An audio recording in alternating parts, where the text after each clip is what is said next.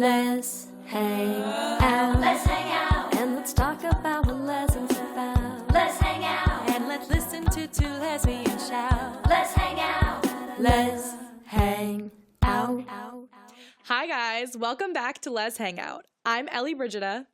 And I'm Lee Holmes Foster, and welcome to our 6th installment of Should Have Been Gay. This week we are joined by a very special guest, Shelley Regner from the Pitch Perfect series. Thank you so much for talking with us today, Shelley. Thank you so much for having me. I'm really excited to talk about what should have been gay. The answer is always everything. Everything should have been gay. Yes, always. There are limitless episodes that we are going to be doing of these Should Have Been Gays. Amazing. Well, also, because this movie is about a cappella, Lee and I actually met at an a cappella conference. She sings. So we thought we would start this one off with a little warm-up. Are you ready to sing with us, Shelley? Is this on 3? yes. I believe I could do a little ditty. All right, here we go. On 3 or after 3, Ellie? After 3. Okay. All right, here we go. 1, Let's 2. go. Hands in. Hands in. Yes, hands in, acapitches. Here we go. 1, 2, 3. Oh. Yes. Beautiful. I've been waiting my whole life to do that. I think we're ready. I think we're ready. Whew. Yeah, I feel really nice and warmed up. So like we said before, this week we were joined by Shelley Regner, who plays Ashley, literally been there the whole time, right? Yes. One of the Bard and Bellas. That's her. Yes, one of the Bard and Bellas in the Pitch Perfect series. We are so excited to have you. And for those of you who maybe don't know about Pitch Perfect, here's our quick blurb. It's Get a out. 2012 movie. Leave. Yeah, what are you doing here? Go watch it, come back. The podcast will be here. So it's a 2012 movie, and the IMDb blurb, which I think is not super accurate, is Becca, a freshman at Barden University, is cajoled into joining the Bellas, her school's all-girl singing group. Injecting some much-needed energy into their repertoire, the Bellas take on their male rivals in a campus competition and stars Anna Kendrick, Brittany Snow, Rebel Wilson. And Shelley Regner. Who's literally been here the whole time. You can't forget about her. She's always peeking behind everyone's shoulders in the movie. Yeah, she's a fan favorite. I don't think that's a great synopsis of the movie. I think there's a better synopsis. We're going to call it the Should Have Been Gay synopsis, which is a freshman at Barden University falls for a girl in her school's all-girl singing group after they duet Titanium in the school showers. That's basically what we filmed, right? Right? That's the movie, right? Yeah. That is the movie.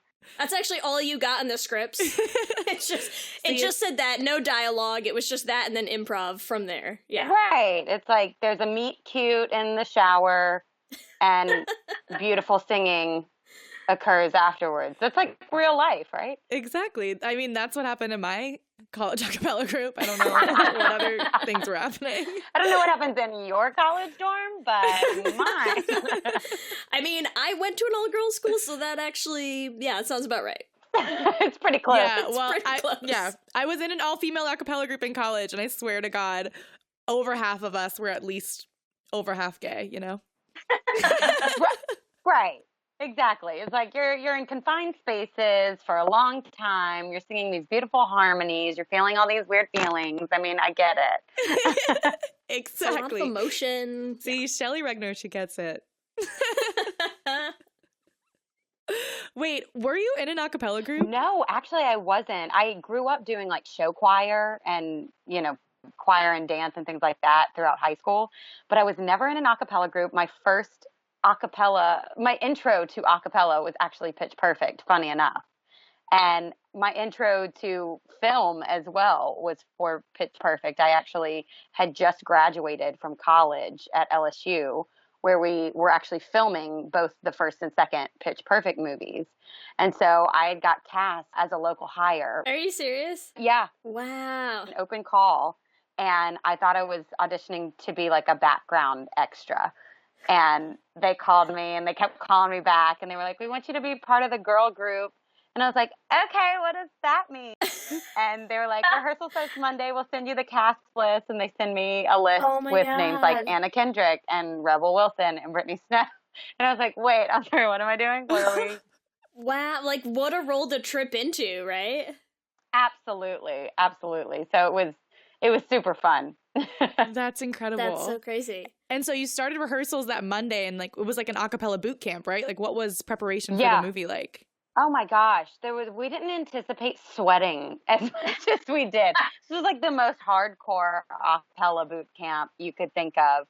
Like sweating trying to sing, sweating trying to dance, sweating on each other, both the girls and the guys with us. So it was like 20 of us all at the same time for like 3 months together. It really was like summer camp. But, you know, we made it happen. Everybody loved it somehow. And here we are. We just made a third one. It's crazy. Yeah, when you filmed the first one, like did you expect it to be so popular? No, not at all. I kind of felt like I was part of something special. I think maybe everybody else was like, we'll see where this goes, or, you know, this is kind of cool, but who knows if anybody will even see it. And me, I'm just sitting there being like, I'm this random girl from Louisiana working with these like Hollywood stars. Like, of course this is going somewhere, right? It better. But no one anticipated it to be the franchise that it became today. You know, we thought maybe we would have a couple fans and people could, you know, relate to some of these characters, these like super crazy, quirky characters. And, you know, of course, who doesn't love good, fun music, especially when it's all a cappella coming from everyone's mouths, you know? But no, we had no idea that it would gain the success that it has. And, you know, it's because of all the fans and all the Bechloe fans. It's so funny. I feel like I didn't even know if I expected it to be that. Like, you know, when the first one came out, I feel like everyone who was into acapella at all, you know, was like, oh my God, an acapella movie with like people and with acapella people like behind the scenes and stuff like that. And then, yeah, when it just took off and they're like, we're making another one. And it was like, oh my God, it's happening. Yeah, I was really excited when they called. It was about a year after, and they called and they were like, do you want to do another one? And everyone, we were all like texting each other. We're like, hell yeah, we're all in. That's amazing. Yeah, it was awesome. Incredible. All right, well, I feel like since you mentioned Bechloe, we need to just dig So we have in. to address Yeah, the big elephant in the room. Yes, the big lesbian elephant in the The room. big lesbian elephant in the room. Yes. So you're aware of Bechloe. Like everyone in the cast is aware, correct? We're all aware of Bechloe. Were you aware when you filmed it though? Like when you filmed the first movie before it came out, like just that scene, did you guys know that was going to be a thing, or was it after the movie came out? No, to be honest, when it was filming, and of course, like for the iconic shower scene, it was a closed set. It was just Anna and Brittany on set. So none of us like witnessed this, but we all knew that it was coming up. We watched them like rehearse the song together. We were listening, and the Titanium wasn't even out. It was like pre-Sia. We all were listening to this song. It was like, oh my God, this incredible music. And who is this girl's voice and what is happening? And then they sang it together and harmonized. We were like, they're not even in a shower and we all want to take our clothes off. Like, what the hell? You know, and it's funny because we were filming like different party scenes in the movie and everything. And they have all those little, you know, Anna and Brittany have those little moments where they're relating and connecting with each other. Yeah. So I don't think in the moment we realized that it was like kind of sexualized and a little like sexual tension there. Screen, it was like, you guys are electric. Yeah, they have a lot of moments, and I still remember like the first time watching the movie. I mean, the shower scene, like what, just, you know, like whatever, kill us, we're done, we're stick a fork in us, it's over. But the thing is, you have the shower scene, and then there's so many scenes through the rest of the movie where I kept being like, wait, are they going there? I didn't know for such a long time until like, you know, until you start setting up the whole like, oh, the hetero love story. Okay, whatever. But yeah, I mean, it was like you still weren't sure for like a decent amount of the movie where I was like, do they know this? Are they doing this on purpose? Yeah, I don't think, you know, Kay Cannon, who wrote the franchise, she wrote the first script, is an amazing comedy writer, and she wrote for like 30 Rock, and she wrote for A New Girl, and for Girl Boss that was out on Netflix this past year, and she's just an insane writer. And that's what I love about all these movies, that it's so female driven and female heavy. I think the idea was just that, like, there's a bunch of crazy kids in college, and everyone kind of like experiments with their sexuality or what they're into, or, maybe you get drunk at a party and you're just like feeling the vibe of whatever goes. And I think that's just kind of how you feel as a like 19 to 22-year-old. So I think it was more in that vein of like the writing of it.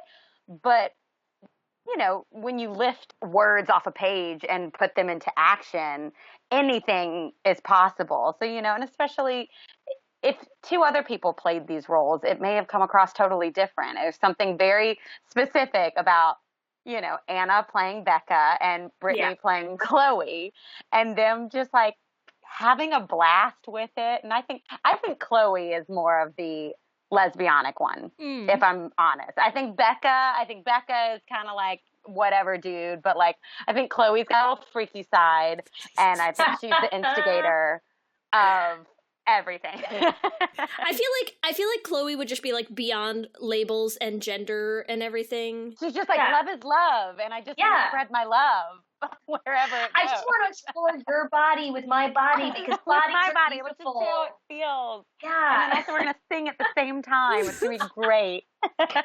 Yes. Oh my god. Pitch Perfect 4. We've written it, you guys. We've done it. Oh my god.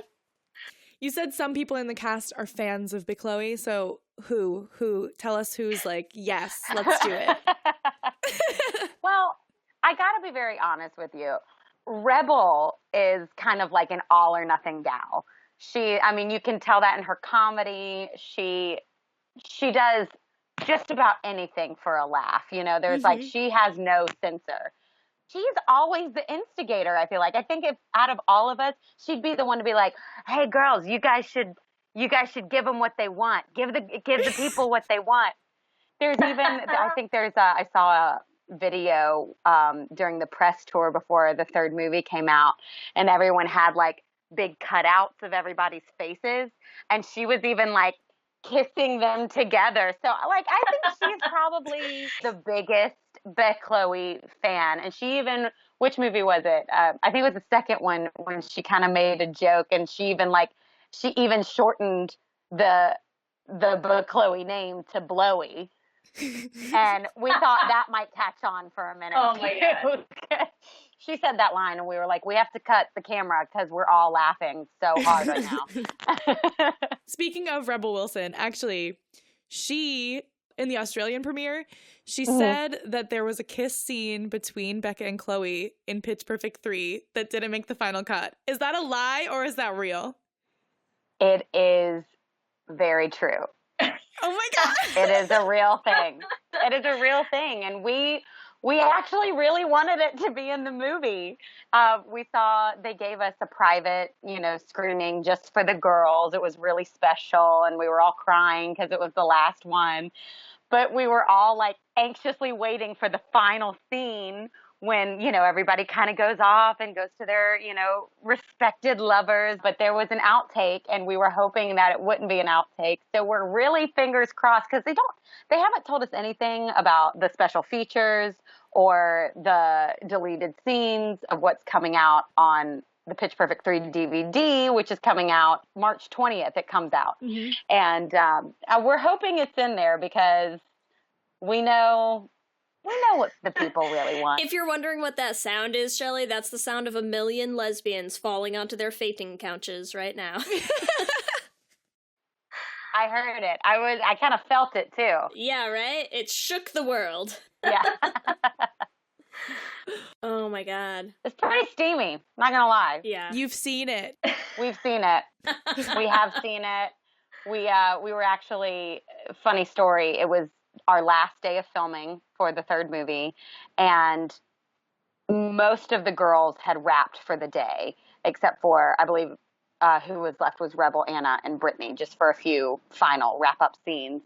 And so we were all back in, I think, Chrissy's trailer, and we were all celebrating, and we were, having margaritas and just enjoying the fact that we wrapped. We were waiting for the other girls to join us, and we all get a simultaneous text message on our phone of a video of what was just shot. And we were like, what is happening? Oh my God.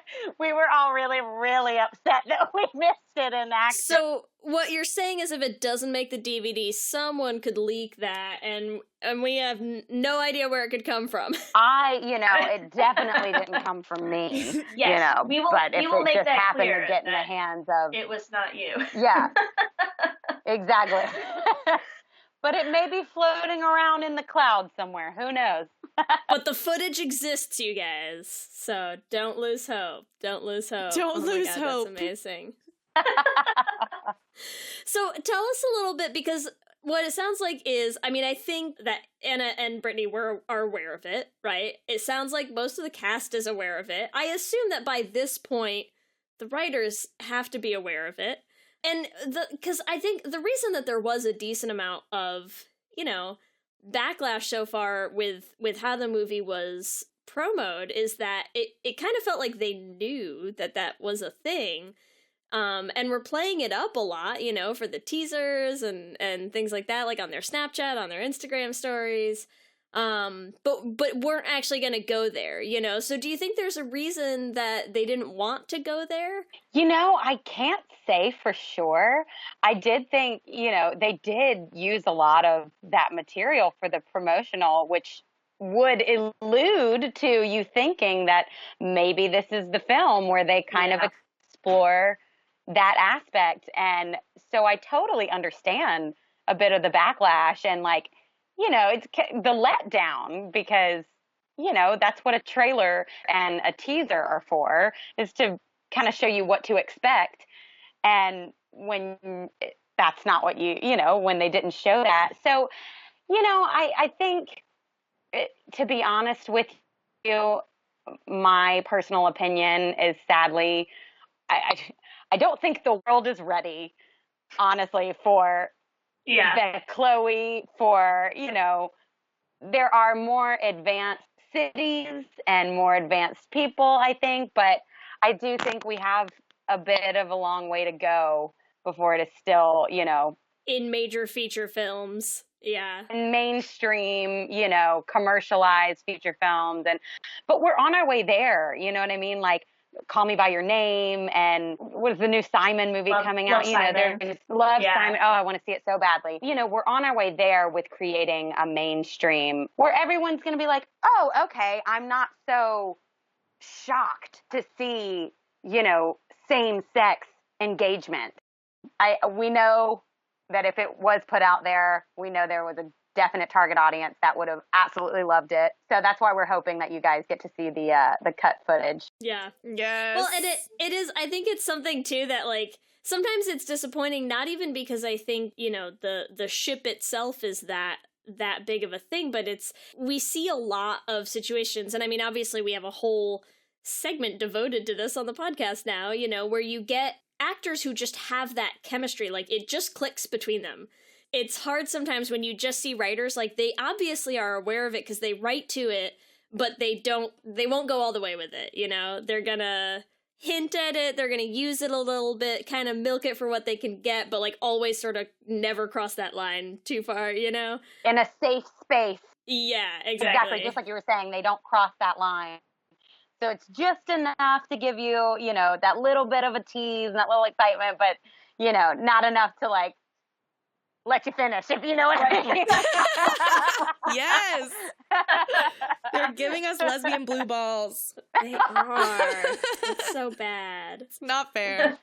I was just saying, what I think is really interesting about the dynamic of the group of girls in general is, everyone, it's like any group, whether it's girls, guys, high school, college, you all kind of have your little cliques and your little relationships and everything. And so I think within this group of girls, there's all these different little pairs, you know what I mean? So, and what's really funny is that so many of the fans latch on to whether they're shipping Bechloe, whether they're shipping, Fat Amy and Bumper, Lydia Rose, and whoever the hell she's going to be with, I wish she would have ended up with with someone. You know, there was a little storyline, and that's what's hard about making a film about an ensemble of 10 female, you know, women, that you can't follow specifically everyone's story in depth. You know what I mean? You got to pick the high points, and then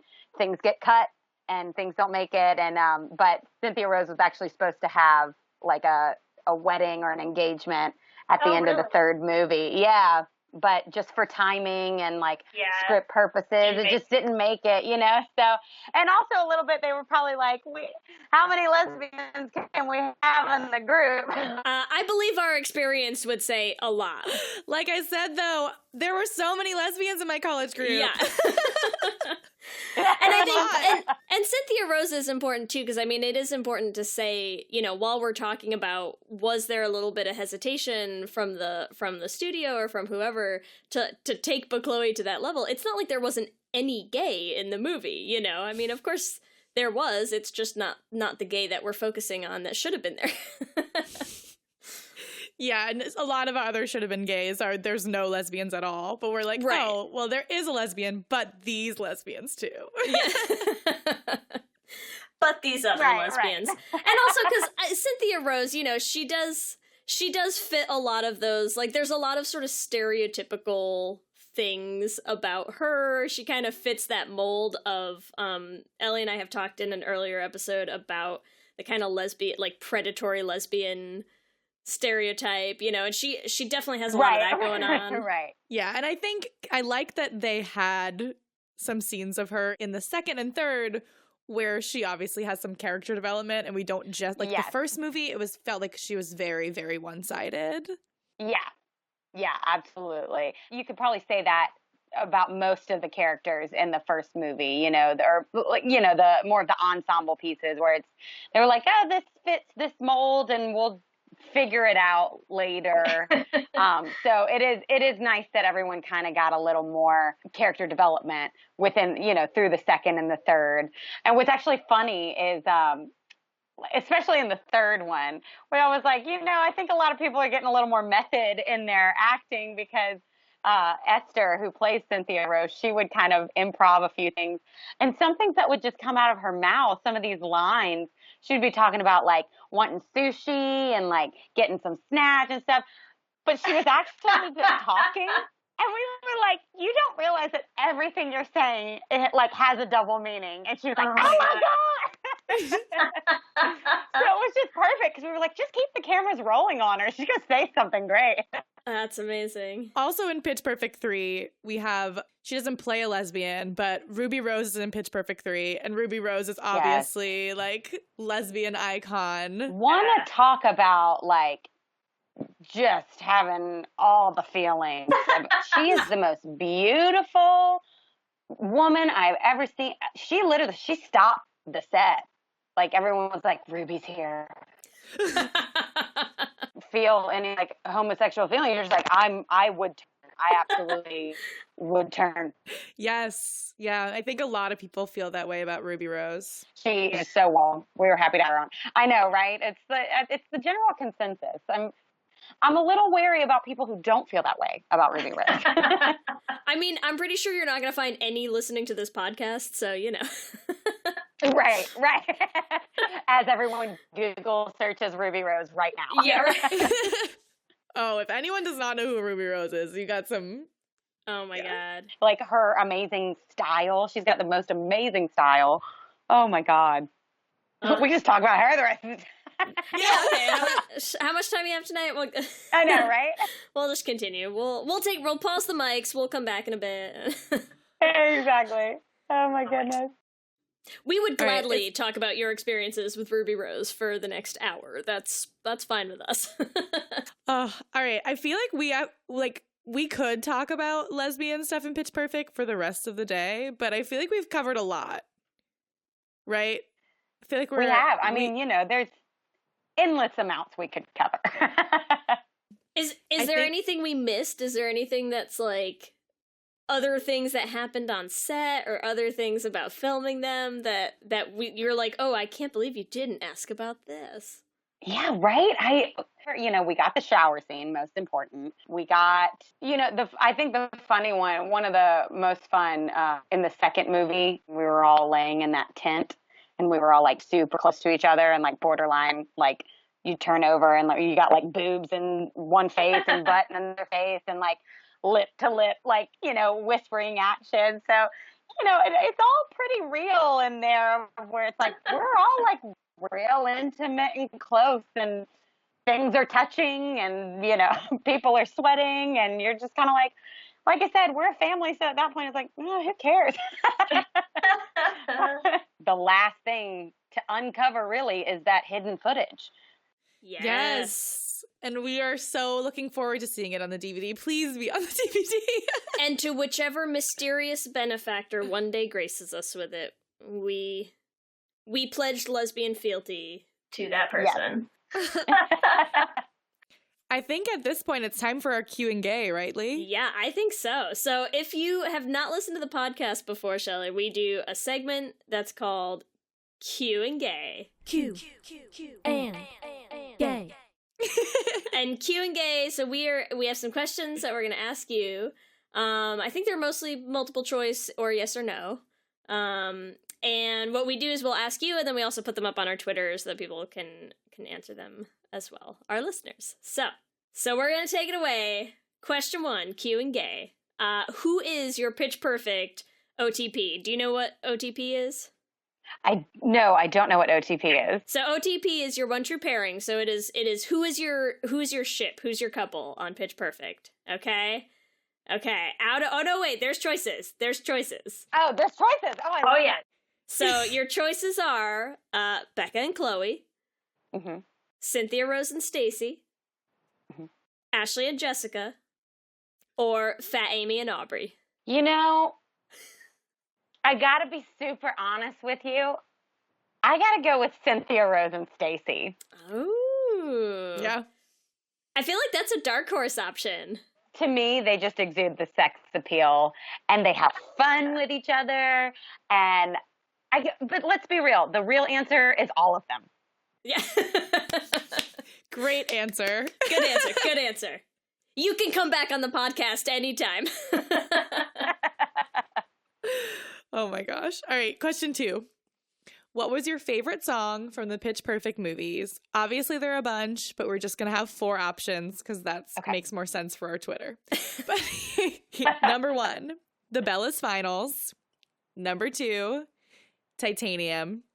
Number 3, The Pool Mashup. And number 4, Flashlight. The Bellas Finals. It's such a classic. I don't know. Nothing compares for me, honestly. It's just, and it's probably a bit of nostalgia and, all the adrenaline that went into it and the excitement and everything. But even now, it'll on my iPad or iPod, when it shuffles and it like pops up in there and I still jam out. So it's just, it's one of those songs that it doesn't get old. Do you guys know how much of an acapella, kind of like quintessential acapella thing that has become? Because it's actually one of those songs. So if you go to acapella festivals and workshops and stuff, it's become probably the most famous thing where if you talk about, like contemporary acapella and what is popular and what is known, they'll play literally the first second of that song and then say, who knows the song? And every single room in the hand will go up because it's that well known. Yeah, absolutely. It's crazy. It's become like such a thing. That just has... I had no idea. That's really cool. So there you go. You guys are like making acapella history. Aca history. I love it. Yeah. Yeah. Yeah, I feel like also amazing. The pool mashup has been a big one. Like because I teach acapella classes to 3rd grade girls, and so they can actually sing that one. Like that one's pretty easy for them to get around. So like, yeah, that's a pretty nostalgic one too. I don't know. Thinking about the whole like first soundtrack is just it's so much nostalgia and the excitement, and all the songs were so new at the time, or like were just released at the same time as the movie. So everything, all the elements just came together for all of that music. So, and of course we have the most incredible vocal arrangers and sound producers and mixers of all time, you know, Deke Sharon, like, and Ed Boyer. How do you compete? We got the best of the best. So, with that being said, now we're talking about the nostalgia of film 1. So, Q and Gay question 3. What Pitch Perfect was your favorite to film? 1, 2, or 3? Oh, they're all so different. The most fun. For me, it's kind of a toss-up between 1 and 3. 1, just because it was such a new experience and, you know, we weren't sure what the film was going to be. We were all just kind of figuring it out together. And 3, because it was completely different from the first 2. But we're jumping off boats and we're, you know, playing around in France and Spain and like gallivanting all over the world. And Fat Amy does kung fu and like, you know, kicks ass. Like, what acapella group does that? So 1 and 3, man. The second one's great. I don't know. Again, I just got to pick all of them. They're all so different. That's okay. That's okay. All right. So I feel like I have to intro this next one because we talked about this before we had started recording. And we'll talk about it after, but... And we'll talk about it still. Okay. But you're in a new musical. We've heard that you have had quite a few makeouts in your acting career. I have. So... have you ever kissed a girl and liked it? Yes or no? I've kissed a girl and I liked it. Yes! Thank you, Shelley. Yes. Yes, I have. Look, I've done it on and off stage, guys. It's all fine. Love is love. Beautiful. We support it. I have in my acting career, I have probably kissed more women than men. As it should be. As it should be. You know, let's be real. They're better kissers anyways, right? Yes. You're right, Shelley. Tell us a little bit more about the musical that you're in, though, because I know we loved hearing a little bit about it. I think other people should hear a little bit about this, because it sounds amazing. Is everyone intrigued? Because I do kiss a hot lady in this musical. So if you're interested, listen up. It's actually a musical based on the 2009 Megan Fox, Amanda Seyfried movie called Jennifer's Body. It is playing at El Cid in Los Angeles, California. So you can come get your drink on, get your dinner on. It's a cabaret style theme. And it follows the movie of Jennifer's Body with all of the songs from the early 2000s that you know and love. Songs like I Kissed a Girl by Katie Song, Honey's Hazel Eye Clarkson, Man Eater, Furtado. I mean, this is like female hotness to the max, and it's super fun. It's 90 minutes, you know, it doesn't last long, and you know, I get to kiss girls and eat boys. So what else? What else can you say? It's a night of amazing fun. So if you left the Pitch Perfect movies being like, oh my god, I want to go see Ashley kiss girls and sing early 2000s hits, I mean, this is the show for you. This is the show for you. Absolutely. Yeah.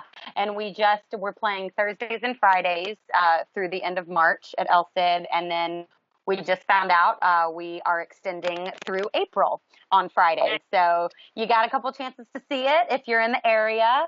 Company that I'm working with, Sucker Love Productions, they did the Cruel Intentions musical that is now in New York off Broadway, which I got to originate one of those roles and also kissed a girl in that show too. So I'm telling you, maybe this is my calling, guys. Yeah, we're sensing a theme here. Here's what I can tell you. If that is your calling, you can become royalty in like no time at all. Oh yeah, lesbians love actresses who kiss other girls. We love quickly and we love forever, you know? So that is the truth. It really is the truth. I believe that. That's why I love you guys.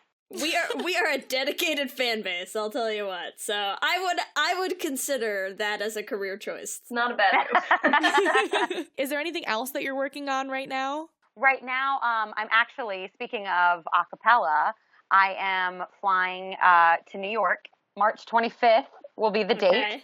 Sunday, March 25th, I'll be singing with Deke Sharon in his a cappella concert, total vocal at Lincoln Center. So look at that. People can catch you on one coast or the other. They got options. Exactly. Look, I'm telling you, we were talking about this before we aired, that I'm learning so much about technology just from you guys right now. We can be coast to coast and be connected all at the same time. We are living in the future. You're absolutely right. And Pitch Perfect 3 is out on DVD now? When is it coming out? March 20th.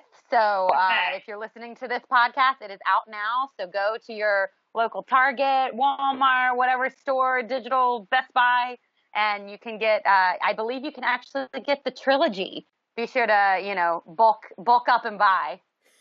Yes. Oh my God.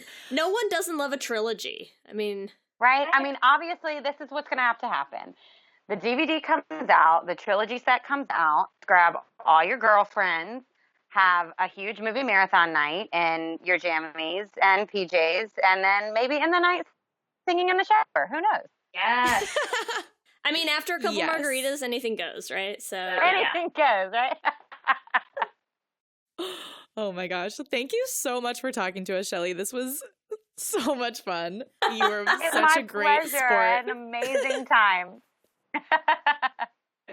This was fabulous. So where can we find you online? I am definitely an Instagrammer, Okay. but I'm on all the social sites. You can follow me on Twitter and Instagram at Shelley Regner, just my name. Facebook is just my name too. So Twitter, Instagram, Facebook, all at Shelley Okay. Regner. Excellent. You'll find me, and I'll be posting a lot about singing and dogs because I'm Yes. dog obsessed. Sounds beautiful. Yeah, be sure to check out Shelley on all of her social medias. She's fantastic. just a reminder, you can find us. We are at Let's Hang Out Pod on all of the social medias. So that is on Instagram, on Twitter, and on Facebook. Or you can email us at letshangoutpod@gmail.com. Let us know if you have other Should Have Been Gays you'd like to hear on the show. If you're enjoying the podcast, there's a couple ways that you can help support us. For one, you can check out our Patreon. That is at patreon.com/leshangout. You get access to a ton of fun perks like Les Essentials viewing parties and other cool tidbits and things and outtakes from the shows. And you can also check out our shop, which is our TeePublic store, and that you can get to by going to bit.ly/lesshop. I guess that's it for our show today, which is so sad. I wish we could sit here and hang out with Shelley for hours. Yes, But- you're welcome back anytime, Shelley. Thank you so much. I will definitely be back. You guys are amazing. It was so much fun. Oh my gosh, we really will take you up on that, so. All right, well, with that, I'm Ellie. And I'm Lee, and Les Hey! again Yes. soon.